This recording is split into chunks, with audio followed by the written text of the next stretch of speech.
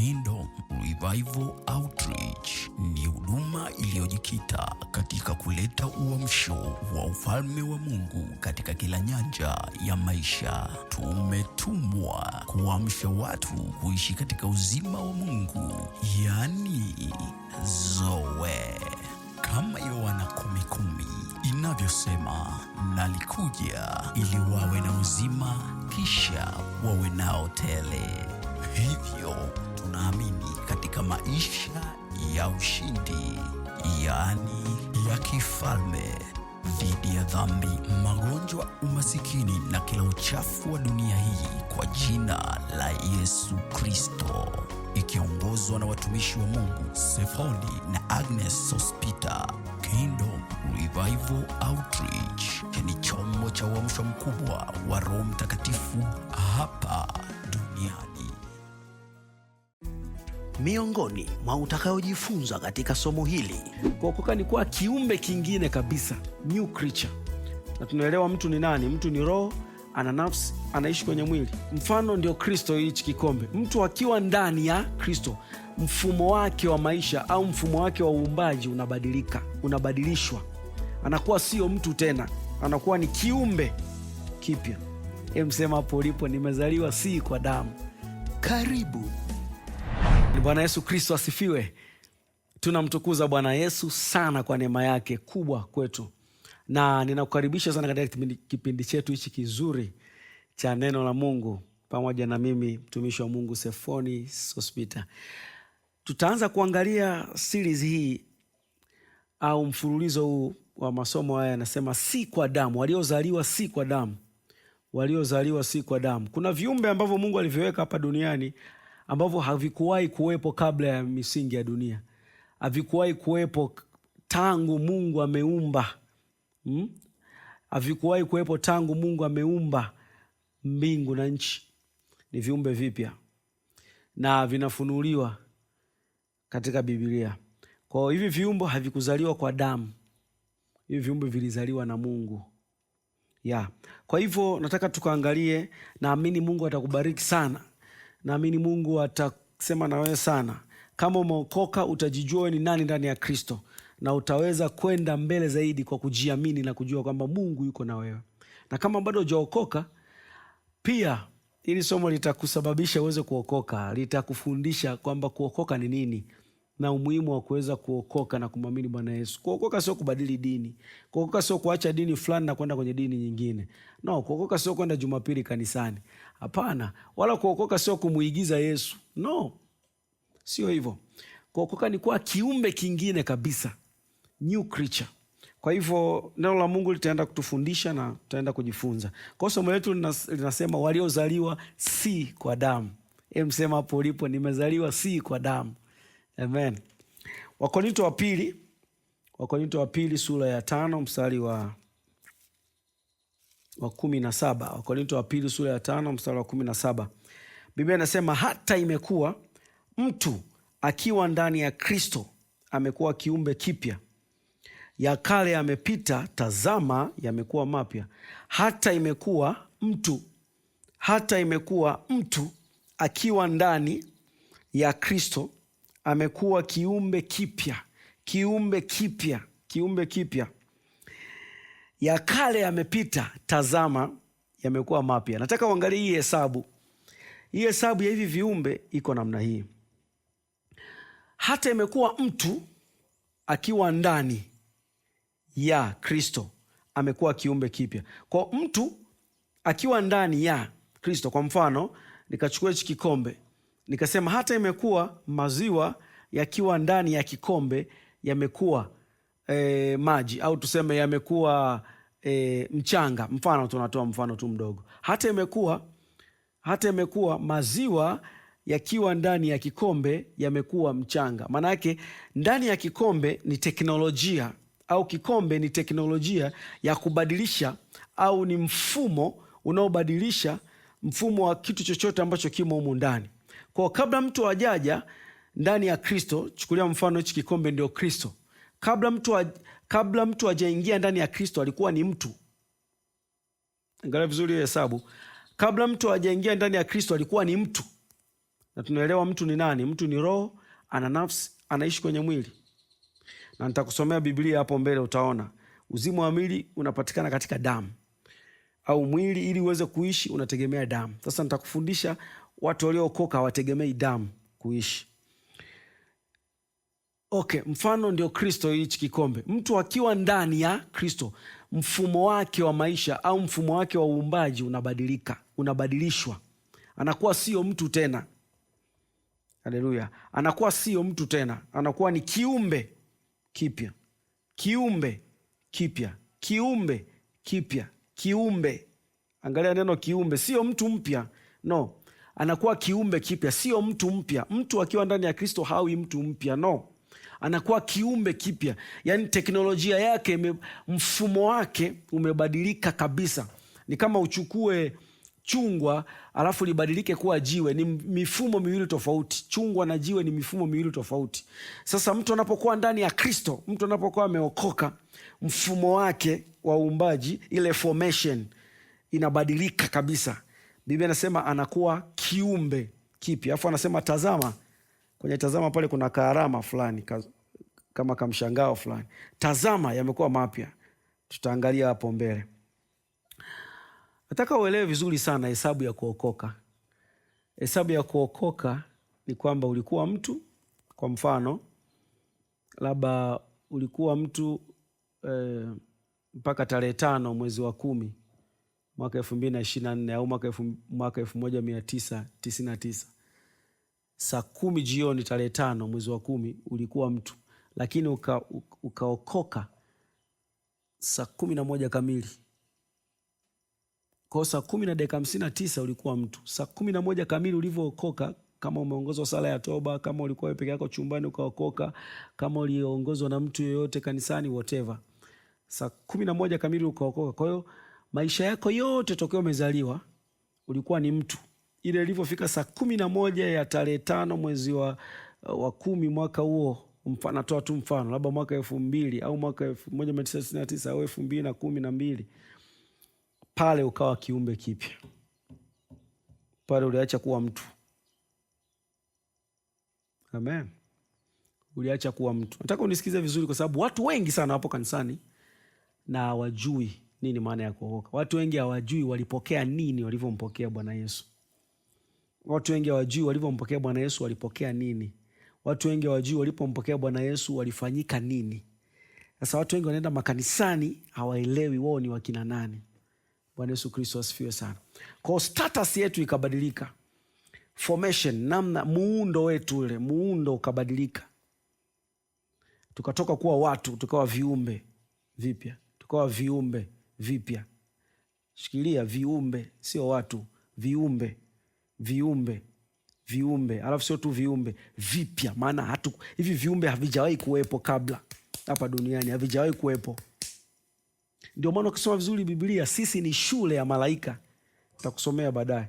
Ukisoma kitabu cha Waefeso sura ya 3, Biblia inasema kupitia kanisa, ulimwengu wa roho, mamlaka na falme, principalities and powers zinajifunza hekima ya Mungu. Yaani malaika na watu wengine, hata shetani mwenyewe, wanajifunza hekima ya Mungu kupitia sisi. Maanake sisi ni kama theater yao, yani mahali pa kuangalia movie. Sisi ni kama movie yao, yani wanajifunza Mungu kupitia sisi viumbe vipya.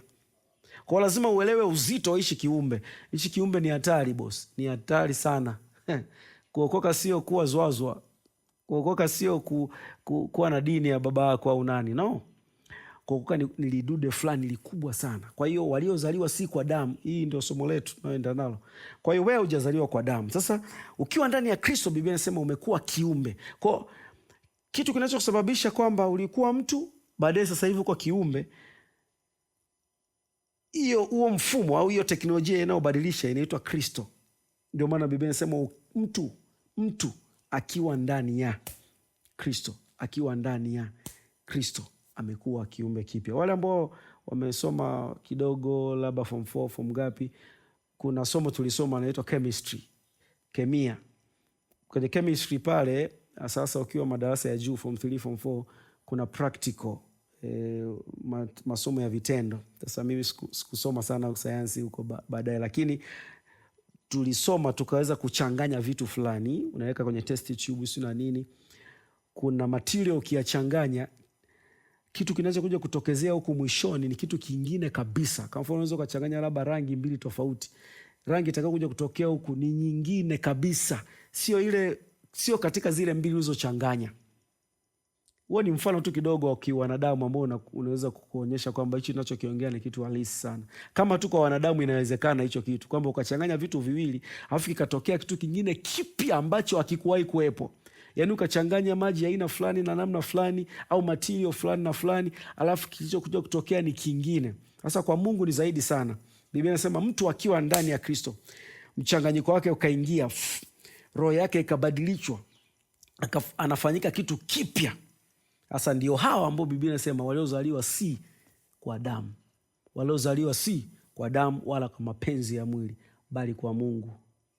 Natoa tu, bado niko kwenye kuweka msingi. Tutaanza kuzama ndani, utaona.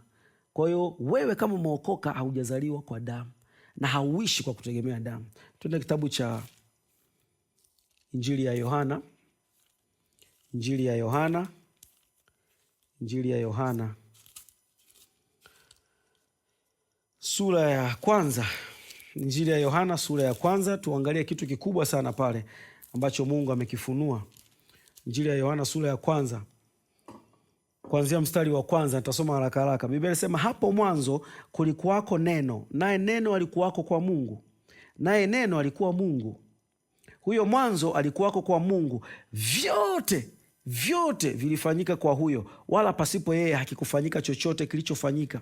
Ndani yake ndimo ulimokuwa uzima, nao ule uzima ulikuwa nuru ya watu, nayo nuru yang'aa gizani, wala giza halikuiweza. Palitokea mtu ametumwa kutoka kwa Mungu, jina lake Yohana. Huyo alikuja kwa ushuhuda, ili aishuhudie ile nuru, wote wapate kuamini kwa yeye. Huyo hakuwa ile nuru, bali alikuja ili aishuhudie ile nuru.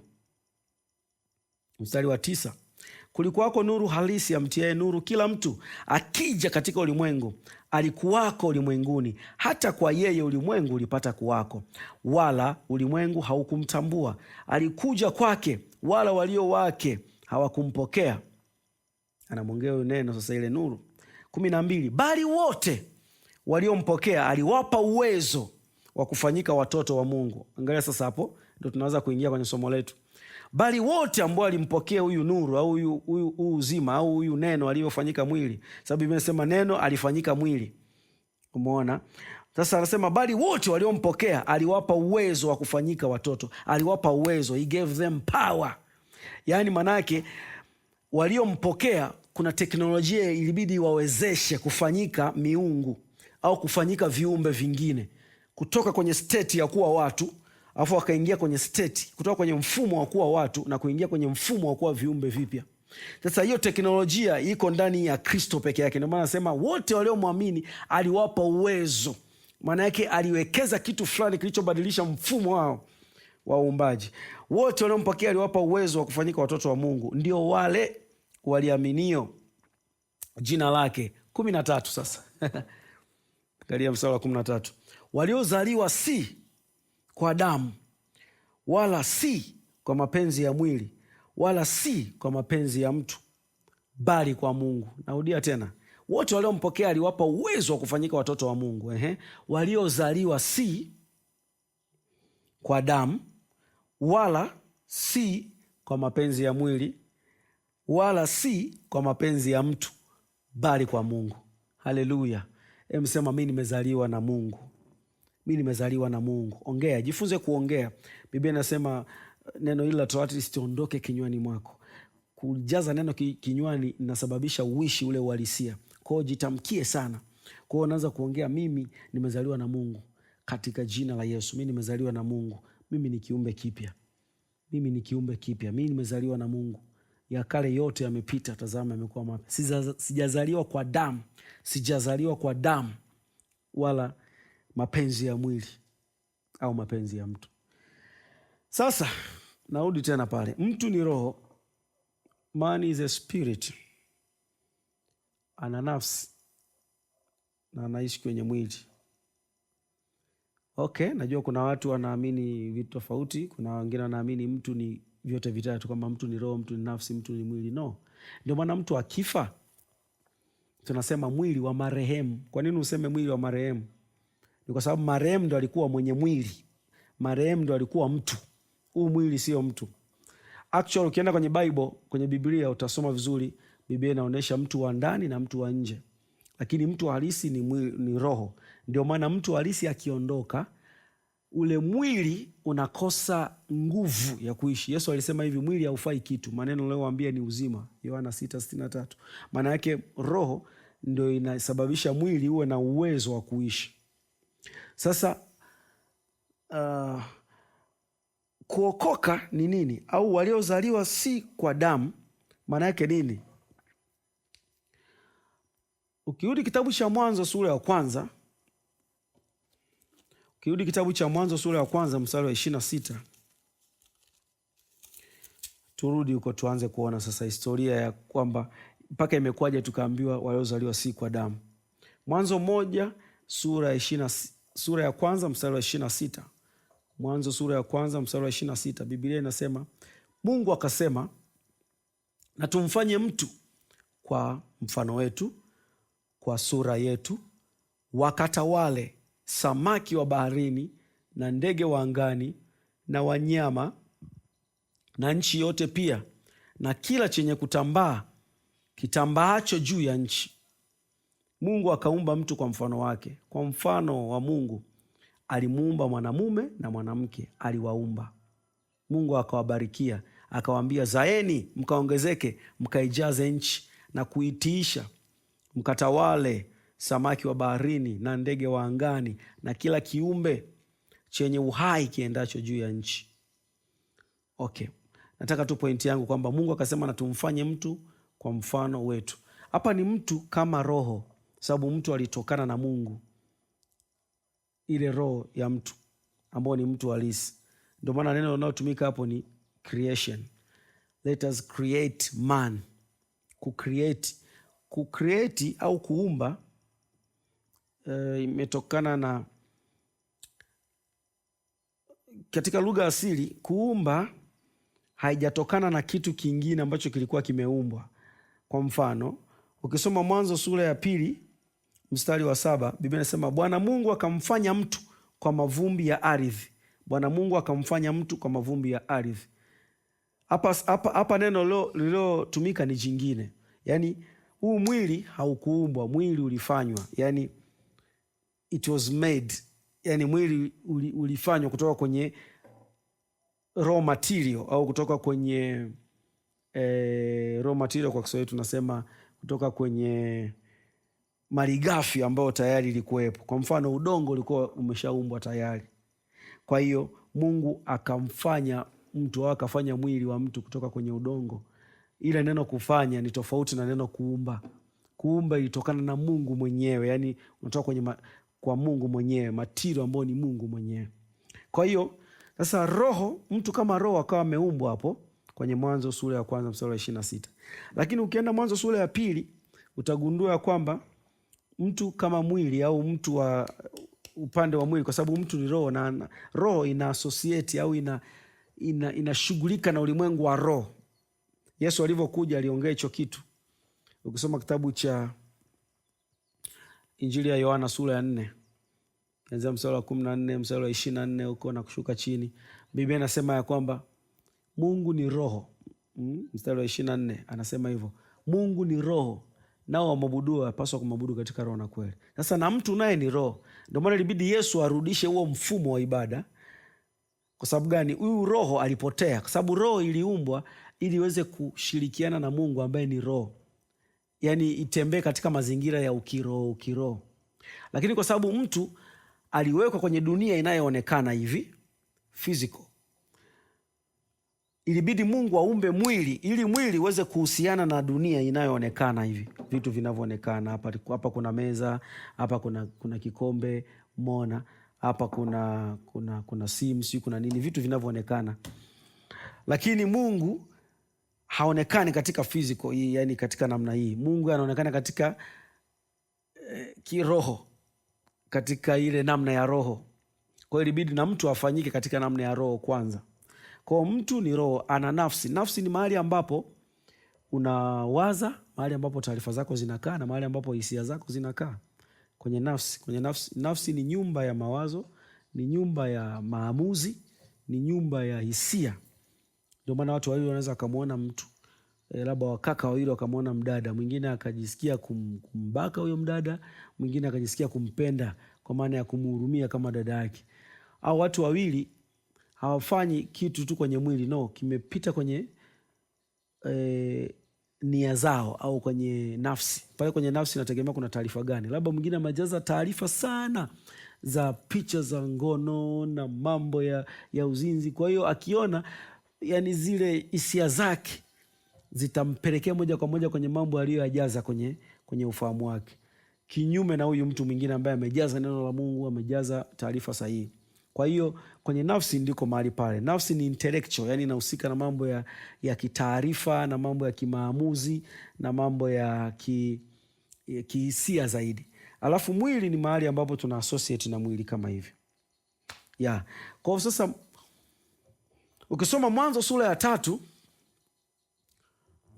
3 utakuja kugundua kwamba mwanadamu alipokosea, dhambi ilipoingia duniani, huyu mtu ambaye ni roho akakatika kutoka kwenye uzima wa Mungu. Kama ni tawi, akatengwa kutoka kwenye tawi. Hapa nina kaua fulani hapa. Kwa mfano huu ni mti. Kwa mwanadamu alipokosea, ashumu labda huu mti ndio Mungu mwenyewe.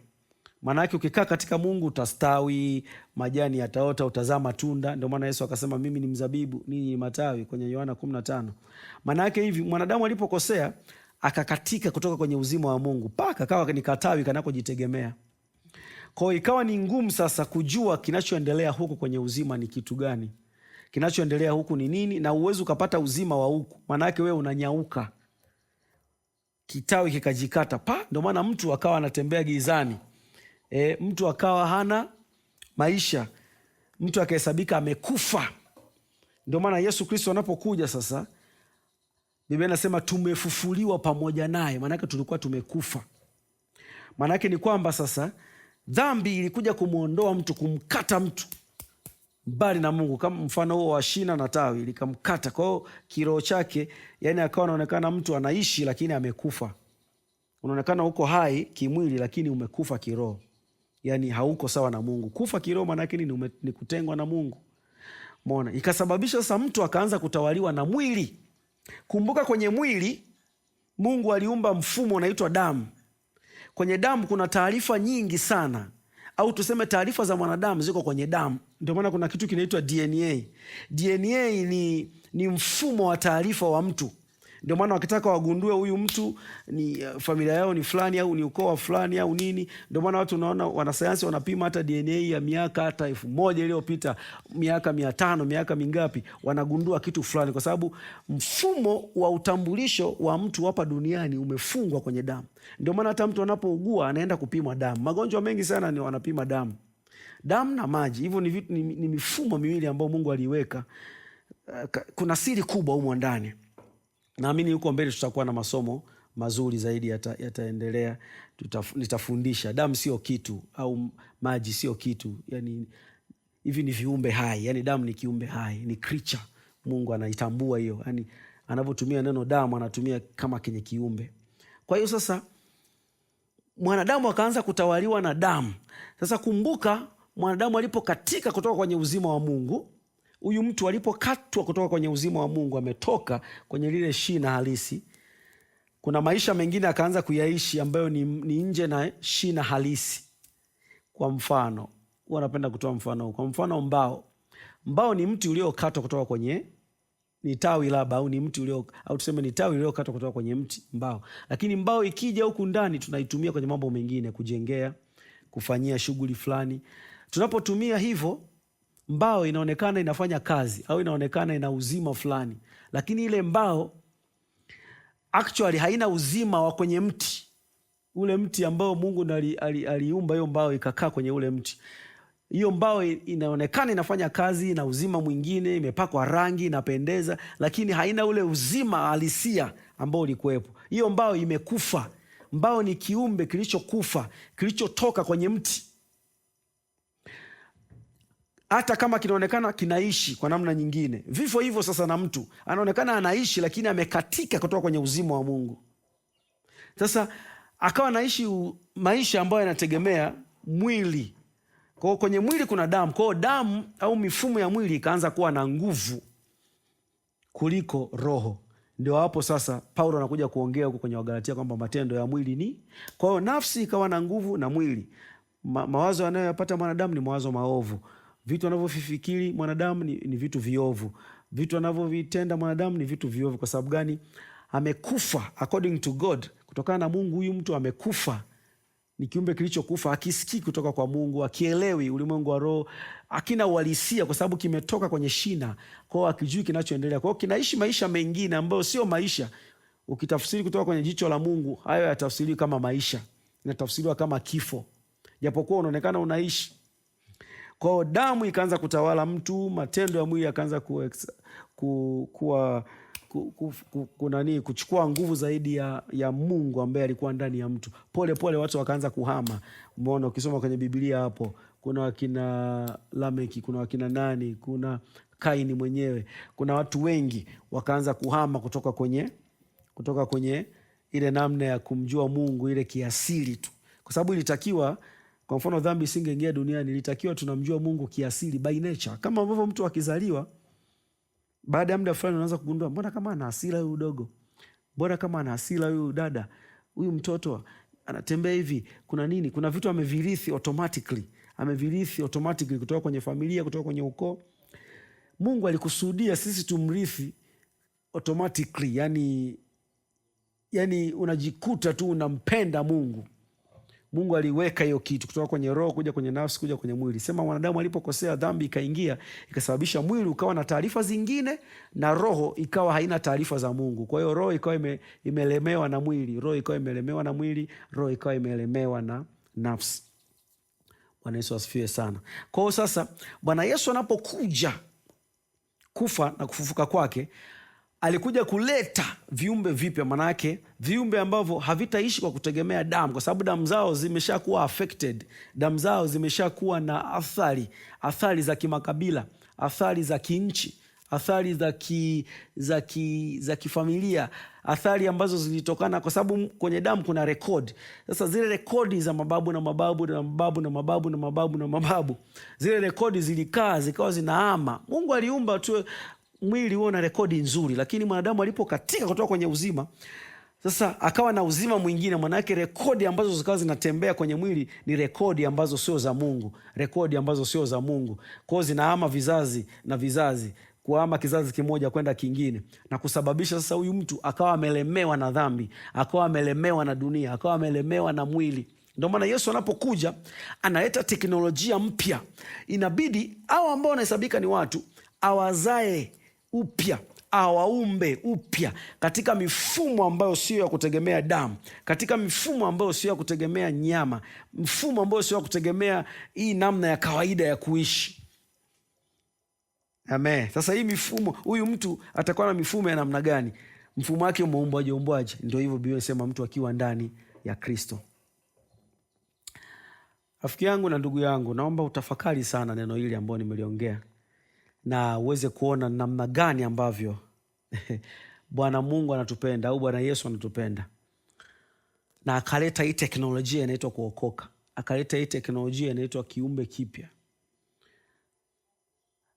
na kuweza kusababisha sisi tuweze kuwa kama yeye hapa duniani, na tuweze kuishi zaidi ya mifumo ya damu, zaidi ya mifumo ya dunia, zaidi ya rekodi za dunia hii. Amen. Kwa lazima ujue ya kwamba Mungu alichokifanya ni kitu kikubwa. Kufufuka kwa Yesu hakukuwa kitu cha kidini, ilikuwa ni kitu fulani likubwa, ili kuweza kuzaa vitu vipya, kuzaa viumbe vingine. Kwa sasa katika somo linalofuata tutaanza kuangalia kwa undani sasa namna gani ambavyo huyu mtu ameufanyika au ameumbwa. Hapa nimefafanua alivyoumbwa mara ya kwanza kwenye kitabu cha Mwanzo. Hichi kiumbe kipya sio kile kilichoumbwa kwenye kitabu cha Mwanzo. Hichi kiumbe kipya kimeumbwa ndani ya Kristo. Kwa hiyo Kristo ni kiwanda kilichoumba viumbe vipya. Mwanzo, kitabu cha Mwanzo, tuliumba watu wote, au ameokoka hajaokoka, anakunywa pombe, anamtukana Mungu amtukani, wote uumbaji wa Mwanzo moja ulituhusu. Lakini kwenye uumbaji wa Agano Jipya ni baadhi tu ya viumbe, ni baadhi ya watu ambao waliingia kuwa viumbe vipya, ambao walimpokea huyu Bwana Yesu Kristo. Haleluya. Kwa dakika hizi chache nataka nikuombee. Baba Mungu, ninaachilia neema yako kwa mtumishi wako anayesikiliza, ukapate kugusa maisha yake saa hii katika jina la Yesu Kristo. Ukabadilisha maisha yake, ukayatunza maisha yake. Kama hajakuamini wewe, akuamini wewe, ili uweze kuokoka, ili uweze kuwa mwana wa Mungu. Biblia inasema hivi, kwa moyo mtu huamini hata kupata haki. Unaamini nini? Unaamini kufufuka kwa Bwana Yesu Kristo, kwa sababu alivyofufuka kutoka kwa wafu ndio alileta viumbe vipya duniani, alileta uzima mpya. Na unakiri nini? Biblia inasema kwa kinywa mtu ukiri hata kupata wokovu. Unakiri ubwana wa Bwana Yesu. Sasa ili uweze kuokoka, fuatana na misala hii. Sema, Bwana Yesu, ninakupokea sasa, uwe Bwana wangu. Ninaamini kuwa ulifufuka katika wafu kwa nguvu za Mungu, ili mimi niwe mwenye haki, mtakatifu na kiumbe kipya. Asante Bwana Yesu kwa kuniokoa. Asante kwa kuniumba upya. Tangu sasa mimi ni mwana wa Mungu. Nina uzima wa milele. Ya kale yote yamepita, tazama yamekuwa mapya. Amen. Kama umekwisha mwamini Bwana Yesu Kristo kuwa Bwana na Mwokozi wa maisha yako, lakini hujapokea kipawa cha Roho Mtakatifu, hujapokea ujazo wa Roho Mtakatifu, mafuriko ya Roho Mtakatifu kwa kithibitisho cha kunena kwa lugha, sasa ni saa yako. Bwana Yesu alisema ya kwamba mtapokea nguvu akisha kuajilia juu yenu Roho Mtakatifu. Sema sala hii kwa imani. Sema, Bwana wangu Yesu Kristo, asante kwa kuniokoa. Wewe ni Bwana wangu. Ninaomba unijaze Roho wako Mtakatifu sasa, kama ulivyosema kuwa ndani yangu kutatoka chemchemi ya maji ya uzima. Ninaomba sasa unijaze, ili nitembee kwa ushindi kama mfalme na kuhani hapa duniani. Asante sana Bwana Yesu kwa kunijaza. Ninampokea sasa Roho Mtakatifu. Amen. Anza kunena sasa hiyo lugha mpya Bwana Yesu anayokupa. Pokea bubujiko, utasikia kutokea ndani yako sasa. Hali ya kuomba, usinyamaze, omba tu, fungua kinywa chako, omba. Pokea kipawa cha Roho Mtakatifu. Pokea kipawa cha Roho Mtakatifu. Anza kunena kwa hiyo lugha mpya anayokupa Bwana Yesu. Mafuriko ya Roho Mtakatifu yako ndani yako sasa. Kuanzia sasa mito ya maji ya uzima inatiririka ndani yako kwa jina la Bwana Yesu. Amen. Endelea kuomba tu, usiache. Karibu ungane na familia hii ya Kingdom Revival Outreach kwa sadaka yako, maombi, mali, fedha. Tunahubiri Injili mitaani, kwenye vyombo vya habari, mikutano ya Injili, kufikia wasiojiweza katika jamii zetu, na wale waliofungwa na madawa ya kulevya, walioachwa, wafungwa na kazi nyingine nyingi za kusababisha ufalme wa Mungu uenee na uamsho wa Roho Mtakatifu kuwa mkubwa kila kona ya Tanzania na dunia nzima. Mungu akubariki sana unaposhiriki utume huu.